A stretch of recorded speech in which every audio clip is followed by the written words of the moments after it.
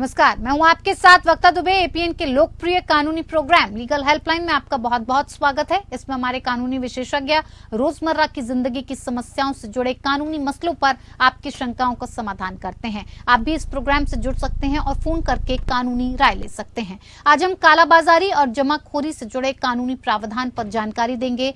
कालाबाजारी और जमाखोरी एक ऐसा नासूर है जिसकी मार जनता पर सीधे पड़ती है। कालाबाजारी और जमाखोरी रोकने के लिए सरकार ने आवश्यक वस्तु अधिनियम 1955 बनाया था और उसके तहत केंद्र राज्य सरकारों के माध्यम से कुल 8 श्रेणियों के वस्तुओं पर नियंत्रण रखती है। केंद्र इस कानून में दी गई शक्तियों का इस्तेमाल करते हुए राज्य सरकारों को नियंत्रण आदेश जारी करने के लिए कहता है, जिसके तहत वस्तुओं को स्टॉक यानी जमा करने की एक सीमा तय की जाती है और सामान के आवागमन पर नजर भी रखी जाती है। इसके जरिए लाइसेंस लेना अनिवार्य बनाया जा सकता है और वस्तुओं के उत्पादन पर लेवी या कर भी लगाया जा सकता है। जब कभी राज्यों ने इन शक्तियों का इस्तेमाल किया है, ऐसे हजारों पुलिस केस दर्ज किए गए जिसमें नियंत्रण आदेश के उल्लंघन के आरोप थे। अब सरकार ने इसमें संशोधन करके अनाज, दलहन, तिलहन, खाद्य तेलों, प्याज और आलू को धारा 3 की उपधारा 1 के दायरे से बाहर कर दिया गया है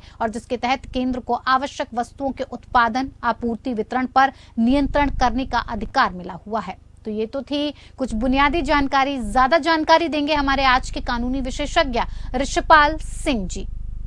ऋषिपाल जी, आपका बहुत बहुत स्वागत है कार्यक्रम में। तो ऋषिपाल जी से अगर आपका कोई भी सवाल है तो आप इस लाइन से जुड़ सकते हैं क्योंकि फोन लाइंस खुल चुकी हैं।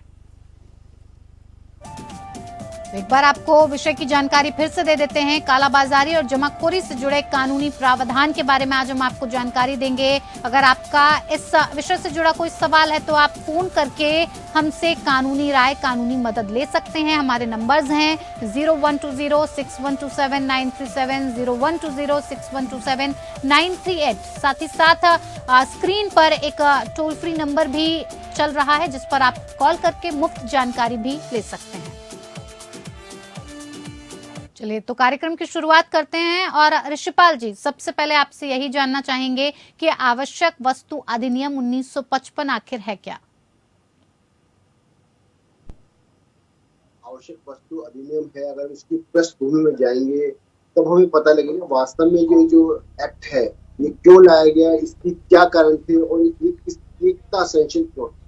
सबसे इम्पोर्टेंट है कि ये जो एक्ट लागू हुआ ये 1955 के अंदर, विशेष तौर पर जब वो स्थिति थी जब हमारा देश आजाद हुआ था और हमारे यहाँ जो व्यापारी थे और जो सारी व्यवस्था थी वो उनका सामंजस्य जो है बहुत अच्छा नहीं था। हमारे यहाँ जो सरकारी तंत्र काम करता था और जो व्यापारी थे और जो सूदखोर थे और जो मुनाफाखोर थे वो कहीं भी कंट्रोल में नहीं थी। ऐसी स्थिति में दूसरी बात, जैसे आज आप देखते हैं कि आज इंटरनेट है और एक बहुत ओपन मार्केट है। आपको इंडिया से कहीं भी कुछ खरीदना होता है तो आपको पता है कि वो चीज अगर आपको इंडिया दिल्ली में नहीं मिल रही तो गाजियाबाद में और कहीं मिल सकती है। ओपन मार्केट है, आपको एक्सेस है, आपको जानकारी, आपको पता लग सकता है। लेकिन एक ऐसा समय था जब लोगों को जानकारी नहीं होती थी कि वो कोई सामान कहाँ मिलता है। तो ऐसी स्थिति में जो एसेंशियल कमोडिटी एक्ट है, आवश्यक वस्तु अधिनियम है, उसको लाया गया कि विशेष तौर पर जो आवश्यक वस्तु थी उन आवश्यक वस्तुओं को उस समय बहुत सारे ऐसे कपट व्यापारी हुआ करते थे जो कि उन वस्तुओं को क्या है उनको जमाखोरी किया करते थे, उनको अपने पास उनको कालाबाजारी किया करते थे। तो उससे होता क्या था, सबसे इम्पोर्टेंट है कि जो गरीब आदमी था, विशेष तौर पे जो एक आम आदमी था, सबसे इम्पोर्टेंट आवश्यक जो पदार्थ है वो केवल गेहूं, चावल, दलहन, यही सबसे आवश्यक पदार्थ उस समय था। उनकी भी लोग जो है जमाखोरी करते थे और इस समय पर वो बहुत महंगे दामों के ऊपर भेजा जाया करता था।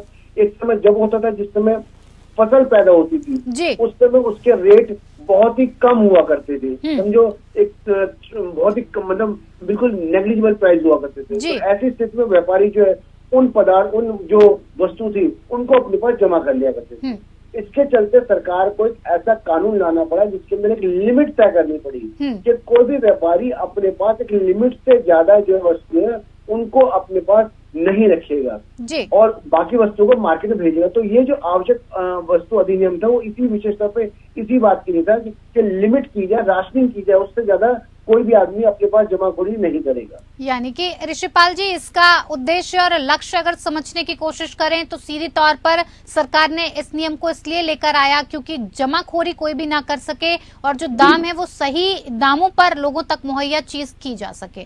ठीक है, भारत में आवश्यक वस्तुएं क्या क्या हैं ये भी आपसे जानना चाहेंगे, और आवश्यक वस्तु अधिनियम 1955 के तहत सजा क्या कुछ रखी गई है ये भी जानना चाहेंगे। देखिए, अगर हम आवश्यक वस्तु की बात करते हैं तो भारत में आवश्यक वस्तु, जैसे मैंने आपको बताया, जिस तरह से 1955 के अंदर जब ये अधिनियम लागू हुआ था, उस समय आप बिलीव करेंगे तो उस समय केवल खाद्यान्न जो थे, यानी चावल, गेहूं और दलहन, यही अपने आप में इतने इम्पोर्टेंट थे। इससे इम्पोर्टेंट कोई चीज नहीं हुआ करती थी और इसी को ही लोग जो है इसको अपने पास जमा किया करते थे। आज वो स्थिति नहीं है, आज ओपन मार्केट है। तो इसलिए जो वस्तुएं हैं ये समय समय पर जो उनका एनेक्शन होता है, नोटिफिकेशन होता है, उस नोटिफिकेशन के हिसाब से समय समय पर ये वस्तुएं जो है एक उसकी हेड में जाती हैं और फिर बाहर आ जाती है। आवश्यक वस्तुओं में जो दलहन आते हैं, उसके अंदर उर्वरक आते हैं, उसके अंदर जैसे अब उससे पहले जैसे आपने जब कोरोना चल रहा था तो कोरोना के अंदर जो है आवश्यक वस्तुओं के अंदर जो ऑक्सीजन है उसको आवश्यक वस्तु में रखा गया, उसमें दवाइयों को आवश्यक वस्तु में रखा गया। तो जैसे जैसे समय होता है, जो कोर्ट जो प्रशासन होता है जो वहाँ का, वो उसके हिसाब से उन वस्तु को नोटिफिकेशन जारी करके किसी भी वस्तु को आवश्यक वस्तु की कैटेगरी में वो ला देते हैं और इस तरह उसको हटा देते हैं जी। ऐसे पेट्रोलियम भी है, लेकिन इन सबको जो जिस तरह से हम बता रहे हैं, इसको अगर हम रोकते हैं, एक से सीमा ज्यादा रखते हैं तो निश्चित तौर पे क्या होता है, उसकी बेवजह मांग बढ़ती है, कीमत बढ़ती है। तो ऐसी स्थिति में जो आपको अगला सवाल था कि अगर ऐसा कोई व्यक्ति या ऐसी कोई संस्था या ऐसी कोई कंपनी पाई जाती है जो प्रिस्क्राइब नॉर्म है कि जिससे ज्यादा आप उसको नहीं रख सकते, उससे ज्यादा अपने पास वो उसको जमा रखते हैं और उसका स्टोर करते हैं, तो ऐसी स्थिति में जो अधिकतम सजा जो है वो 7 साल तक की सजा है। यानी जो जुर्माना तो है ही, लेकिन अधिकतम सजा को 7 साल रखा गया है। तो वो अपने आप में इसलिए कि वो, और सबसे बड़ी बात है, वो जरूरी नहीं कि एक व्यक्ति पे हो, वो एक कंपनी के ऊपर भी हो सकती है और उस कंपनी में जितनी जो उसका मैनेजमेंट है वो सभी लोग जो है उसके लिए लायबल हो सकते हैं। जी बिल्कुल ऋषिपाल जी, इससे जुड़े हुए कई और सवाल हैं जिनके जवाब हम आपसे लेना चाहेंगे, लेकिन फिलहाल वक्त आपको कालाबाजारी और जमाखोरी से जुड़े कानूनी प्रावधान के बारे में बता रहे हैं और जिसके लिए लगातार हमारे कानूनी विशेषज्ञ ऋषिपाल सिंह जी लगातार हमारे साथ जुड़े हुए हैं। अगर आपका भी इस विषय से जुड़ा हुआ कोई सवाल है, कोई समाधान आप चाहते हैं तो हमें फोन करके राय ले सकते हैं, हमारे कानूनी विशेषज्ञ के साथ जुड़ सकते हैं। ऋषिपाल जी, अधिक कीमतों की जब ज्यादा अत हो जाती है तो अब अगर जनता शिकायत करना चाहे तो उसकी शिकायत कहाँ करेगी?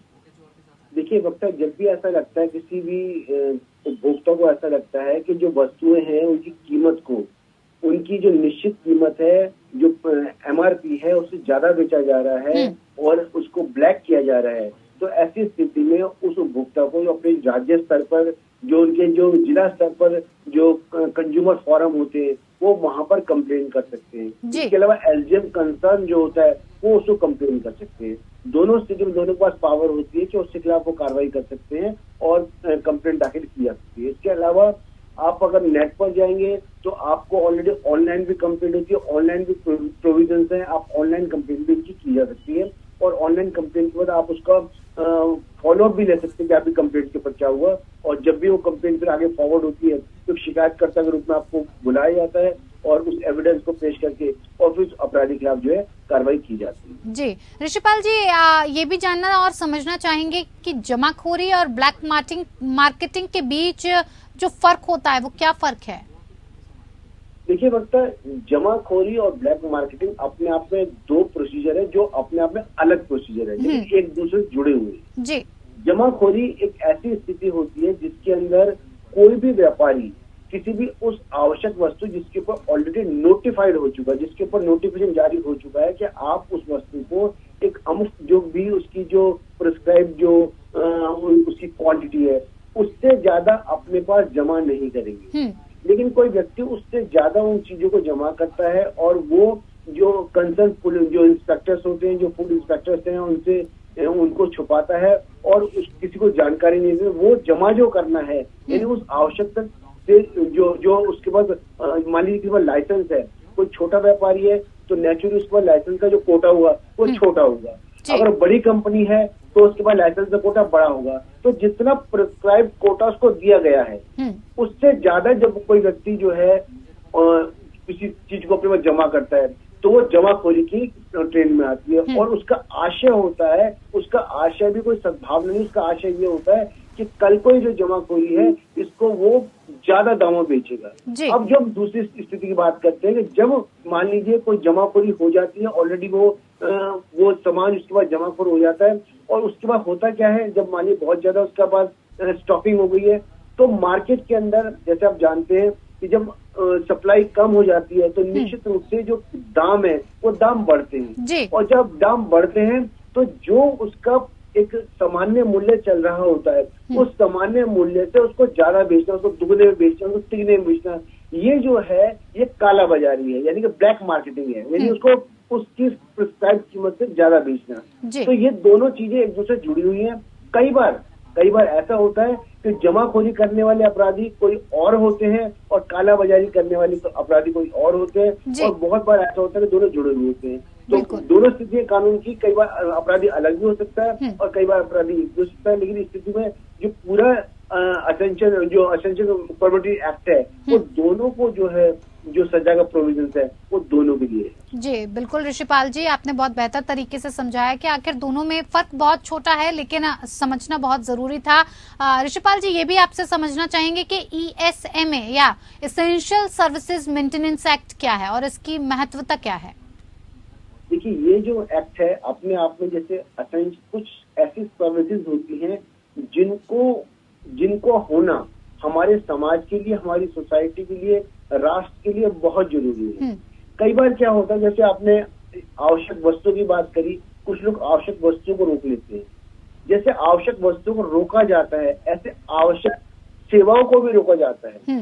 जबरदस्ती मान लीजिए कोई सेवा, कोई जैसे मान लीजिए आप कई बार तो सुना होगा कि कुछ लोग जो बस है बस की हड़ताल कर देते हैं या बिजली हड़ताल कर देते हैं। ये ऐसी असेंशियल सर्विस, जैसे मान लीजिए डॉक्टर्स होते हैं, नर्सेज होती हैं, जो बहुत असेंशियल, इसके ना काम नहीं चल सकता, लेकिन उन सर्विस को किसी भी तरीके से मैनिपुलेट करके रोका जाता है। तो ऐसी स्थिति में एस्मा जो होता है, एस्मा यानी असेंशियल सर्विस मेंटेनेंस एक्ट जो होता है वो लगता है और उसके अंदर जो सर्विस देने वाले लोग हैं उनको बाध्य किया जाता है या उनको पनिश किया जाता है कि वो सर्विस नहीं दे रहे, क्योंकि वो लोग सर्विस देने के लिए बाध्य हैं।